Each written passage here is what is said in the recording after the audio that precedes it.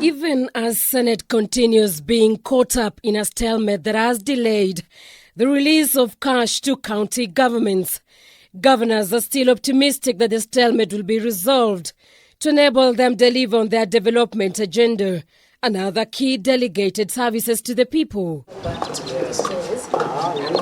While traversing the cosmopolitan county during a one-on-one interview with Kajiado County Governor Joseph Ole Lenku, the former Interior Cabinet Secretary cited some of the projects that could benefit from the cash once disbursed.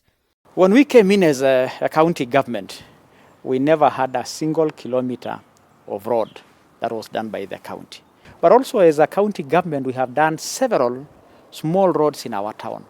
Now, many of our communities in Kajiado, in Ngong, in Rongai, have something they can say that this is a tarmac road by our county government.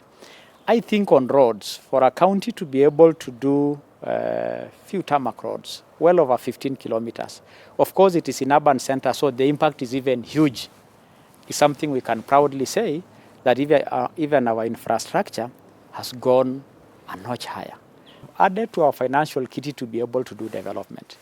Kajiado own source revenue before was standing between 350 million to about 550 million, and we managed to push that to 1.2 billion. More than 100% increment.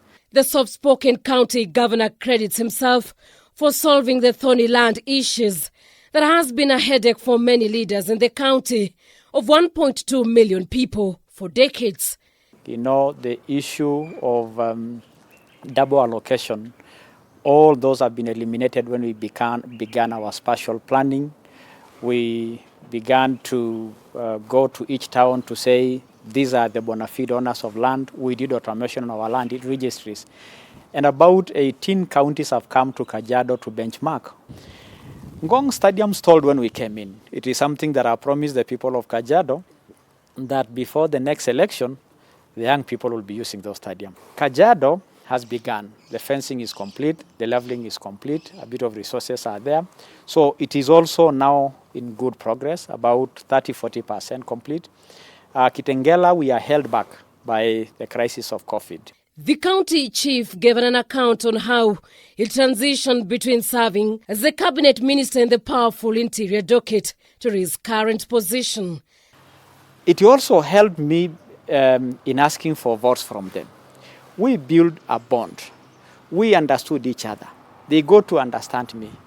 Many sometimes they will say that this guy is too gentle for governor. Some say we like the humility, upole, all that. The county governor for Kajiado County. On his 2022 ambitions, the first-time governor says his focus was to first complete the ongoing projects he has launched for Kajiado residents, asking those seeking to unseat him to face the people. I like to say the previous regime was punished by the people for them squabbling about their welfare, their well-being, and forgotten that Wanjiko is watching. Here we call it Nalotwesha. Nalotwesha is watching. So when the Wananchi are watching, they will very ably decide how they want to be governed, how they want to be led. And so to those who are interested, don't look at Lenku. Go to Wanjiko. That is where this job is given out. Mass succession politics would come up, and the son of a former paramount chief was quick to dismiss claims that he was among leaders positioning themselves. I wouldn't worry so much about the positioning, the ankling, the shouts. No. Time will tell. I think the people are interested in a solid leader, in a good leader, in a leader that understands them, rather than in their clan. With regards to the raging debates on possible removal of term limits for governors in a referendum, Lenku notes that there is a reason why drafters of the 2010 Constitution set out the term limits. It is important in leadership that we learn to hand over the baton, or you learn to work within a certain time frame and proceed. And I think that, in my opinion, will be the way to go. We, however, are 50 million Kenyans. Since the inception of devolved units in 2013, Boundary disputes have over the years led to revenue collection and resources standoff with the neighboring counties. The dispute, however, has since been solved amicably.